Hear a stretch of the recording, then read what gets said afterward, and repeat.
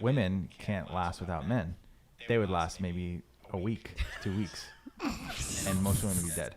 We're helpless.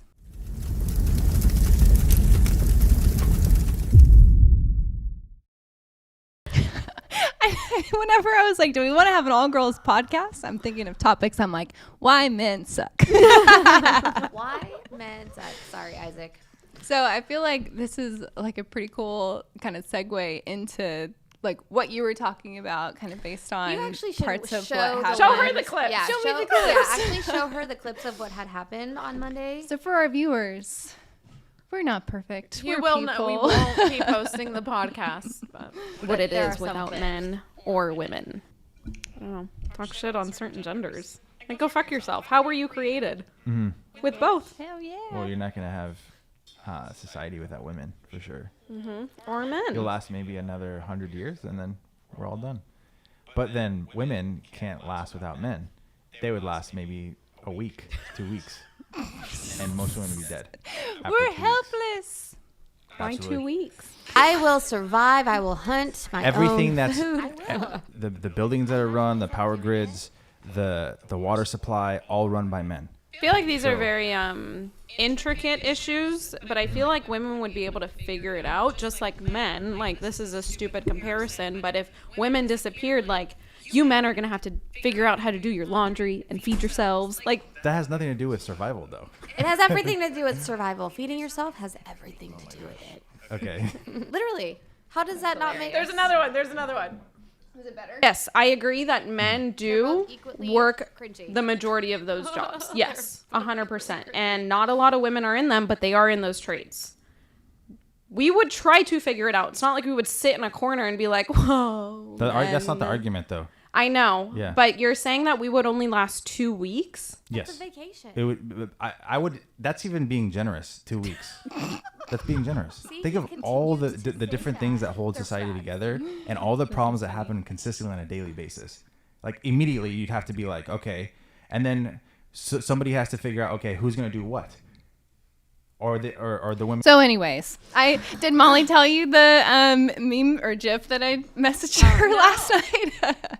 It was like me to my girlfriend after fighting, and you can see the girl that's like trying to untwist a like, it's not a jar, it's like a smoothie tumbler or something like that. And he's like, babe, do you want me to help you with that? She's like, why? Because I'm a woman? Because I have little tiny arms? Like, I'm not capable of anything? I need a man? Yeah. So I'm like, this is you after the podcast Monday. Basically. But I think it ultimately all comes down to like projections and our experience, right? So even in previous podcasts, we had talked about like what we like about the other sexes, right? And so one thing that Sab said was like, I like a capable woman. And Frank is like, fuck no, I want a subservient, submissive. And we had brought up the Agreeable. point too of like, well, okay, let's say that your like woman is on the side of the road with a flat tire, right? Like, you're just like hoping that she's gonna stay stuck there until a man comes to AAA save her. comes. Like, you know, you want women, I think, at least in a sense, to be able to be capable to take care of themselves and get out of situations like that. He's like, nope. But I think that again comes down to like just the individuals, right? So I fully believe that women are capable. We're gonna last more than 2 weeks. Like, we'll fucking figure it out. But you talked a little bit about the podcast with Meghan Markle. Yeah. Is it? Archetypes. Tell us a little bit about like, what are archetypes? Basically, as far as labels go, women can be deemed as anywhere from the spectrum of even just being single, married, too ambitious. She even had this podcast with Mariah Carey about being a diva and how that word can be misconstrued in a negative connotation. But then the way that she lived her diva-esque life is how she just like stepped into her power and became this woman of like that, like rags to riches. Like, she wasn't born into a society with like a rich family. She literally worked her way up into where she is now. And so it's a pretty new podcast. I think she only has 3 or 4 episodes. But I've been like eating all of the information up in a way where it's like, no, yeah, women in society has been almost looked down upon for a long period of time. Like, what can we do to make sure that we are stepping into a different role or light in which like men can actually see us as people versus just dainty little women, you know, that always need help. Like we have, I guess, pretty large shoes to fill in that way. And then the way that Meghan Markle, or Meghan, the Duchess of Sussex, puts it, like we granted, we still have a long ways to go, but we're still kind of peeling away these pieces of us that, yeah, we are strong, we are powerful, but and it doesn't have to be bitchy or bossy or bad. It can be good, you know, positive. And I enjoy women empowerment in that way, because I feel like for me, as far as my mission and my vision in life, is always to inspire those who, like for myself, like I am a tiny person, right? And I feel like I want to have But you're like one of the the most badass tiny people too. Like, oh my God, watching your like rock climbing video yesterday too, I'm like, damn, fuck. And it just makes people know that it's possible, right? It's like, you don't have to be, you know, for me, again, I don't have to be typical athletic person. Like, I can still stay strong. I can still be as flexible as possible, and not to just showcase like, oh, I'm flexible, but it's like the power of what the mind can do and the power of what our physical body can do. So I just got really very frustrated with the podcast on Monday, specifically because it's like Frank just does not understand that women are capable. Well, I don't think that it's even necessarily that he doesn't understand that, right? But like back to, again, the previous podcast, like we're projecting our own experience and what he, I would say, generally like surrounds himself with or is attracted to is like what he calls like the feminine woman, right? The one that's not like, I don't need a man. Not even necessarily the damsel in distress, but just like, in a sense, like not capable of doing anything, does rely on somebody else to take care of her, like provide, bring in the money, like do all of the manly stuff around the house, you know, and she's there to serve, right? Yeah. So we obviously know that that's not Our all women, and it's especially not our group. So then that's where like we come back and projecting like, fuck you. Like, no, feminine is powerful, right? And there's like, you know, the balance to that. And even with women, we still have both masculine and feminine energies within us too. But what are your thoughts on this, Dre? And men. Yeah, and men. Just like reflecting on everything that was talked about. I agree with you. It's that you are projecting what you surround yourself with. So if he for some reason, let's say was completely single, came into this company from a different state, whatever, and he surrounded himself with us, I think his idea of what we're capable of would be completely different. Yeah. So even at one point, I was like, what kind of women do you surround yourself with? Because that's where his idea is coming from, because I don't think, like, Sabs would never say that, because he surrounds himself with very empowering women. So just reflecting on what happened was just, it was really hard, because it was like talking to a wall. It didn't matter. Even if we agreed with his sentiments, he still was like, it's facts. And that's why Molly ended up getting up, was because technically it's not factual, because that has never happened. It was a hypothetical situation that we were discussing. So no one could really tell what way or the other. It was just like what we felt would happen. And I'm like, do you think that if this were to happen someday, that we would just continue to come into this office and they would be recruiting, she'd work on social media? Like, no, the world would recalibrate to what the society needed. And he just was like, no, there are no women firefighters. There's no women engineers. There's absolutely. As I was like, my sister's an engineer, and he goes, well, and then that's my best friend grew up, or not grew up, but she would always help with the volunteer fire department and like fucking go build fence. Like, she's the prime example of, like, you want a woman to show you that you can get shit done. Like, she's fucking done it all. Well, and that's the exact point I did make, is that because he was like, you know, what about all these fires that are happening? Like, what would you women do? Everything would burn down. And I was like, okay, besides California and some other major metropolitan areas, all firemen are volunteers. They're not like necessarily trained. They're just like, hey, we'll take you. And I was like, you don't think that they kind of also perceive that same notion to their family of like, volunteering is good. Volunteering is for, you know, you're giving your own time. It's not like you're returning it for money, and women aren't trained to do it. But I was like, you don't think women would also want to volunteer? And Lacey would literally come home with like the goggle marks, like smoke on her, like just covered in fucking dirt all of the time. But specifically like going out to fight the fires, like would be covered in that shit. Like, she's in there and she's doing it. And I put myself in that same category, even though I haven't necessarily done all of the things. It's not for a lack of willingness. It just didn't ever happen to where I needed to, you know? But should the world Sebastian not be here, or like there be no men in the world, like I'd feel totally confident taking on that role. Word to your I mother. needed you here in my life, Catherine.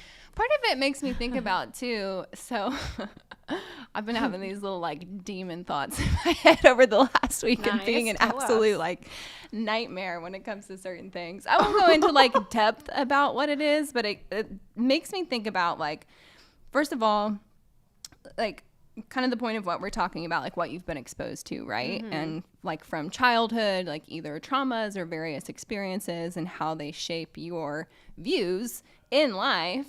But then two, the other thing that we've been talking about recently is like your past lives. And so if you're someone listening to this that like subscribes to like you've lived a past life, right? It like really has me thinking like, okay, what was I in this past life? Because is it either like basically a recreation of the same story or the same kind of experience or scenario, or is it like the karmic payback, right? So I wasn't even in the fucking podcast on Monday, and I'm like, Frank, I'm gonna kill you, right? So and this is something for me, like, again, the little like demon voice in my head recently, and just other experiences, like I can trace it back even to being a kid and like being told no from my family, or feeling like I was like almost wronged in a sense, or like there was this injustice or like unfairness about whatever the situation that was going on, and I like snap into a different person that's like, no, this is not right. Like, I'm gonna fight for this. I'm gonna dig my heels in. Maybe it's just like a Taurus tendency too, who knows? But it makes me think about like, okay, in past lives, like where could that have potentially popped up? Like, was I a slave, or was I, you know, a black woman or something like that, that like literally had to fight through these various scenarios? Or was it the opposite? And now it's just the karmic, The like, same thing going over again. yeah, exactly. So I'm curious with like the archetypes, does she go into any like super in-depth detail like through the podcast, or like even through other, you know, things that you've heard? So you brought up even being a child and kind of getting triggered in that way. She brought up this commercial that was like a laundry detergent commercial. And it specifically was talking about how it was made for women to do the laundry or To clean like up, battle the to dishes. battle the dishes. Okay, yeah, it was a battle the dishes women. Yeah, she was like this is for 11 years you. old or something. Yeah, and then she heard and saw that commercial, and then decided to write a letter to their company, because she was like, it's not just women who wash the dishes, men do it too. So why are you pointing it out? And so after a few months later, she then realized or noticed that the commercial changed. And then she was like, even that small difference, it might have not just been me complaining about it, but then I felt like I had at least something to do with it. And I think about that, right? Like when you just brought that up, I'm like, why are there these stereotypes that women are supposed to do the laundry, wash the dishes, take care of the baby? You know what I mean? Like when men are fully capable of doing that. Like, why is it just put upon us to do these things? And I even liked, do you know who Mindy Kaling is? She is Yes. an actress, comedian in The Office. Like, she was first known into The Office, and then she also has new episodes with Never Have I Ever, which is on Netflix. Anyways, so she is a single mom by choice. So she went through the whole process of adopting and like now has 2 kids, but she did everything under the limelight because as far as for herself, it's not like she felt like her parents, like she grew up with her parents being in such a perfect relationship where when she was dating, she never felt like that need was being met. Right. And so she like went upon her like dating life, and then like she came upon a certain age and she was like, well, like there's no man that can also do the things that I wish that could do, like be a partner with this relationship for me. I'm just gonna have my own kids, like I can raise them, I can do them. And then so she then do that, and so she did, and so now she has 2 kids from what I believe she just adopted. And Meghan Markle is talking about how even for a single woman to do that, that does seem like a very hard decision. But why does it have to be? Like, why can't it normally or be the norm? Like, why can't we just normalize women doing things on their own? But because as a young age, we discuss like, hey, when you grow up, you're going to get married, have kids, go to school or whatever. And like, we see that as almost the roadmap in which our life should be like. Yeah. And it's continuing to, and it still does that, I'm sure, till this day, but there's just a lot more other pieces to it as far as you can marry anyone. Hopefully. I believe that people should marry anyone. So what do I think about like how she brings it up in archetypes? I think that it is important that we continue to talk about these things, especially with women, to make sure that they can do, honestly, anything that they believe that they can do with or without a man or woman. But I like that you bring up past life stuff. I really would love for you to check the woman out that I saw a couple of weeks ago. Yeah, her name is to Julie. as well. I'll definitely send you her I think I'm information. going to talk to you about the rest of Chicken wings. your cards and stuff like that. My I heard yeah. certain ones. Oh, yeah, but, my audio. Yeah, I realized afterwards like I could change this stupid setting on my iPhone, but it would time out after 30 minutes, and so then I'd have to be like, shoot, which one was I on, and like start back over and fast forward to it and like try to keep it active. But yeah, it's good. Like I mean, I don't need to go into it right now, but a couple of things that really, really stood out for me was in my past life. One of them was in the Mesopotamian era where I was a spiritual healer. So that one, I was, it resonated so well, especially since I do practice Reiki. And in that lifetime, even Charles was one of my servants who lighted all of my candles. And I took that, everything, of course, with a grain of salt, especially with past lives. But when like something hits in particularly, or you're like, oh, this is kind of why I feel like I have the calling to do it, you know. And then there's other multiple lives that this is why I love chicken wings. I love chicken wings because my Charles. So funny. Yeah, it was so funny because in my past life, Charles was his family were farmers, and so we were married in that past life as well. And he had a bunch of chickens, and no wonder I freaking love chicken wings. I love it. Yep, I do makes love sense. If you had to guess your past life, I know, like you were just kind of randomly saying that. Like, what era do you think you really connect to? There's a couple. Uh-huh. I for sure connect with like the 20s. Ooh, Yeah. okay. Definitely like World War II era, so 40s, the 20s, 30s, 40s would be good, and then like Renaissance time. Love it. I started watching Game of Thrones. So parts of these conversations too are making me think about, well, and this is going to be even beyond that. So watch Game of Thrones, but they just came out with House of Dragon Yes. as well. And one of the big stigmas right now is that the king has named his daughter the heir, For the throne. and he's recently remarried, has now a son with the new wife, but he's like, no, you're still the heir. And so it's like, a girl can never rule, you know. It's supposed to be the man's firstborn son that has the inherent right to be king. So there's all this drama over that. And she just recently got caught doing some stuff in the streets. And she's like, dude, if I was a guy, like, there would be no issue. problem. If I was a king, like, you wouldn't fucking care what I'm doing out on the streets. Yeah. So she's, I feel like, a pretty prime example of, like, What we're some of the talking stuff about. we're talking about, right? Like, why is there this stigma around this and this? I'm like, it's been there forever, you know? And there's just those of us women that are like, nah. Well, see, now not that gonna makes play sense, by these 'cause rules. when we brought up how the queen had passed, and how I just explained how, like, it's very interesting that she became queen, even though she was a woman. She wasn't married. Well, at 25, I think she had been married. She was 25, and she was made queen. I was like, don't they usually need a male? And if there's no males in that family, they go on to the next lineage of the family. And he goes, you're watching way too much Game of Thrones. And at that point, I had never watched Game of Thrones. So I was like, I don't know what you're talking about. But now that makes sense. Yeah. How interesting. Yeah, there's a lot of the stigma in Game of Thrones. Because obviously, like, Right. this is supposed to be, well, it's obviously a Entertainment. entertainment, A show. not a factual representation of what times were at some point. But basically kind of like the Renaissance period, you know, knights and all that stuff. Which I appreciate when TV does that, even though it might be offensive. It's like, well, we're not going to try to do now what everyone else is doing with TV of, like, making sure everything's inclusive and blah, blah, blah. It's like, do it as the time says.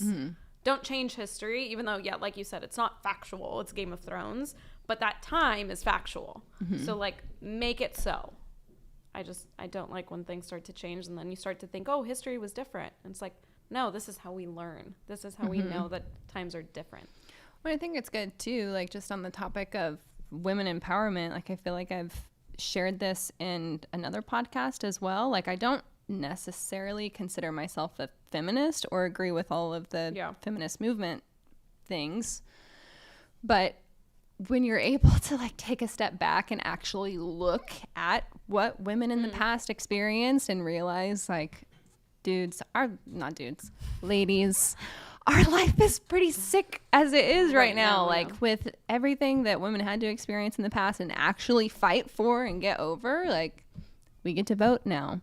We're not just considered men's property. We can wear pants. We can wear pants, for God's sake. I love Pants. I love pants. As we all wear pants. But we're still obviously, like, fighting through that trauma, right? Of being belittled. For you too, Dre, like, there's obviously not, and I know that you haven't been into racing as much, really, like, this last year or so, but you got into a sport that is definitely not women dominated. Yeah.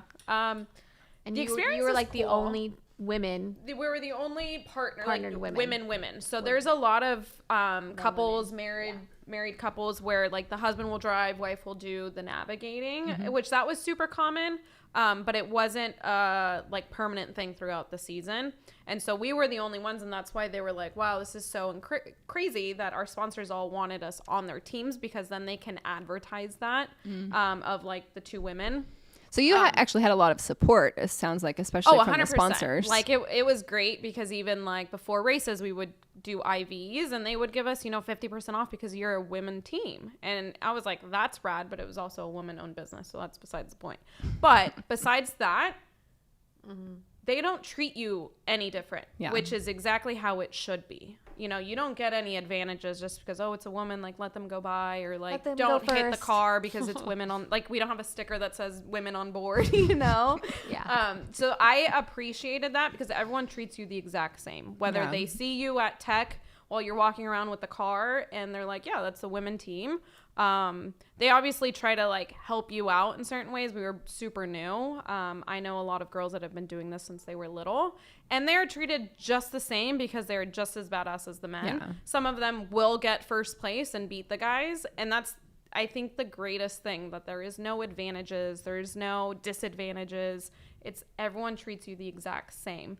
I even kind of felt more badass because it was like, I am a woman trying this in one of the most competitive classes in the racing world. So Was there anyone like in the field or even, I wouldn't say friends because your friends aren't going to fucking do that, but like extended people that you know of that are like, why are you doing this? Like, did my you get grandma, any of that she was anywhere? like, I need you out of that car. Like, it's not safe. Obviously, my mom was not a fan of it because of how unsafe it is. There were a lot of accidents while we were racing. And just, I mean, I don't think anybody would be like willing, like, yeah, go in, get in the car. You know, you never know what might happen. The cars are made to make sure you were kept safe. Things can still happen. Yeah. But there was plenty of people that were like, please don't continue this. It does take a toll on your body. It's definitely time consuming. I know you had a 24-hour race once out in like Nevada or wherever the hottest. Yeah, that I will hottest take that to my desert. grave and say I did it. I Hell Ironmaned yeah. it, Iron Womaned it. Yeah. Because I don't think they've ever had a woman team Ironman Complete it. it, yeah. They definitely had women competing in it, and dirt bikes, quads, other cars, trucks. But a lot of them will swap out consistently so that they can rest and then, you know, eat and whatever. And we stayed in it the entire time, flipped the car, flipped it back over. Like, Peed in her pants. I didn't pee in my pants that time. Peed in her diaper. Yeah, no. Put her helmet. But Did yeah, you wear it's hard. diapers? Ever? You did. Did for that. I did Or like a one time. stand and wee kind of thing? I did one time, and then I learned from other women that have been doing this for years that they said, do not wear diapers, do just it. pee in your suit. More times than not, you're super hydrated, so it's all water that's coming out. It's not like you're going to smell like pee. And really, the only time I ever peed in my pants was the one race that I was not prepared to be in the car. Someone else was supposed to be in the car, so I wasn't You were subbing in. hydrated. Yeah. I was kind of hanging out, maybe had a beer in me. I don't know. But I just was not prepared, and I was like, oh my gosh. And it's kind of like when you're in the ocean and you need to pee and you kind of have to like stay still. So I couldn't pee while we were riding, and so it hurt so bad. But anyways, sorry. Tangent. TMI.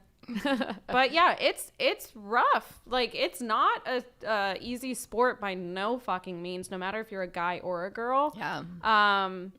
But I am proud to say I did it for 2 years. It was That's awesome. definitely Hell male yeah. dominated, but it was fun.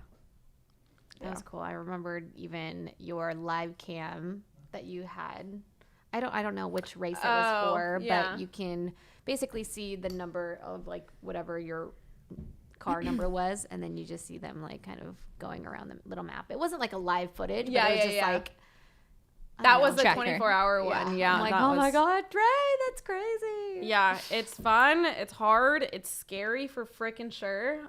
It is very scary, especially when you can't see and you're going 60, 70 miles an hour. Well, and and- through that, do you have to, like, obviously you said that you guys flipped your car and you flipped it back over. For a lot of the mechanical issues too, like, do you have to be more aware and in tune with some of those things so you and the driver can fix them while you're out on the So- course if you don't have your crew? So yeah, ideally, navigator does everything. Driver, all they do, they drive. You are the eyes for the navigator. You are the one that's supposed to get out if something's wrong, change out the belt, change out a tire. Obviously, we're women, so for us, it was like, it'll be so much quicker if both of us get out and do it, because things are heavy, things are difficult. Yeah. You know, it was our first year, whatever. But just like the guys treat you like dudes, Chris treated me the same, and he said, come on, we got to go teach you how to change a belt. I need you. I'm going to time you changing the belt. You need to do it as fast as possible. I'm going to time you changing a tire, taking the tire off the rack, then putting the flat back on there, strapping it down, doing all that stuff, because it's like, I'm not going to just like throw you out there into the wolves and figure it out. Because although it sounds easy changing a tire or changing a belt, there's certain things that you need to make sure are done. You're like in the dirt too. And you're in the dirt and you're Yeah. sweating, and most of the season is in the heat. Like the hottest, the longest race is in August in the middle of Nevada desert. So it's like, it's 110 degrees out there, and you're in full race suit, your helmet on. So it was definitely something that you had to be prepared going into, but there's always things that happen that you're not prepared for. And so if for any reason, like we flip the car, obviously oils are now going the opposite way that they're supposed to. Certain things are now upside down. And when you flip it back over, get to the pit as soon as possible. You do have certain amounts of pits where all your guys are at, ready to like change things out, or like if we had a flat, okay, they'll take that flat off and put a new one just in case we get another flat, give us more belts, or changing the A arm and blah blah blah. But for the most part, we were capable of at least getting it to the pit, because there are things that happen that you're like, my knowledge of this is not. Yeah. So I guess I would caveat back to Frank's point of like, okay, let's say some shit went down, right? And like all of society is collapsed and it's just like men and women out to fend for themselves, right? I would agree that women are less prepared in categories like that to be able to fend for themselves. But there's some men that are too. Like, especially, I think it may also depend, like, where you grew up, right? Like, we've got a boy that, like, grew up in California, going to Ivy League school, golfing, all that shit, doesn't know anything about cars or weapons. Like, he's not going to last either. Sorry to break it to you. But I think that brings up a great point, too, of, like, if you want to be more independent, if you want to like be able to accomplish some of those things and essentially like play with the boys, right? Like you've got to prepare yourself for those things. You're not going into a race without having the knowledge of how to potentially change a tire if you get yourself out there. Yeah. It has me thinking too, because I'm looking to try to get out to Washington soon and start working on the land and get that going for the event space that we want to create. But a good portion of that is going to be me by myself. And at this point, I'm like, okay, do I want to spend? Because as you know, like dozer work is fucking expensive. So I'm like, I can operate a skid steer. Like I'm not concerned at all about operating it. But even when we were out for my birthday, and we had a friend out that was operating the skid steer for us, he had a track fall off. Oh. And he was like stuck in the mud with it. And so we're like, okay, like let's figure this out. And like you go over to try to lift that track up and it's like, you're not budging with it. Like you literally have to get another piece of machinery to like lift the track up to put it back on. So I'm like, okay, I would need somebody to come and like help me do that unless I get one like more of a tractor with tires. Yeah. So and then they're like, don't get tires because you're gonna get stuck in the mud easier. I'm like, well, I can change a tire. I don't know how to put a track back on. Yeah. And I think that's why maybe Frank just didn't have the idea of what we could actually accomplish because he doesn't know women. Yeah, he hasn't seen like it. Us. Like people in Washington, people in Texas, people in Kansas. Like I think women are more capable maybe in those states areas, in those areas because they have to. That is their day you're in and day out. You're exposed to it. And I just that notion that women aren't capable. We're gonna die in 2 weeks. Yeah, I feel like my best friend is just like the poster child for like women are fucking capable. She'll do anything a guy will do. Yeah. And she'll love doing it too. Yeah. So. And I think the older I get, and I don't know if you guys feel the same way, but like the older I get, the more skill sets I want to add to my personal resume. Oh yeah, my tool belt. Yeah, like not just changing a tire, but like learning a new language, maybe understanding how Chris does his skid steering and excavating and all that stuff. It's just maybe he just even when isn't. You like start to get your house right, like even that like a fixer upper and things like that. I think about all of the little pieces that go into it. There is electricity, there is plumbing, there are these things which it would be nice to know because it's so expensive to pay someone to do the work that you could fucking do anyways. Right. It's just it's a different skill, right? And it doesn't mean that we can't do it. It's just showing up. One reason why I fucking love Instagram too is because the algorithms like give you what you want to see. So all of my feed is like women doing shit because I'm looking at DIY stuff all of the time, or like how to build a fucking event space, like tiny home stuff. And it's like the amount of reels that you'll see for women, like literally completely making over a house from the ground up is insane. And always the audio in the background is like, I don't need a man to do this. And some of it is like, it's not even necessarily that they're like, I don't need a man to do this, but like my husband's in the military, so he's like stationed overseas for months, and so I'm fucking tired of the way that this living room looks. I'm going to change it. So I it's love really those cool. ones. Yeah. I do. I love little tiny homes too. They look so I cute. love tiny homes too. Oh man, I have too much stuff for tiny homes though. Okay. All right. That was great, ladies.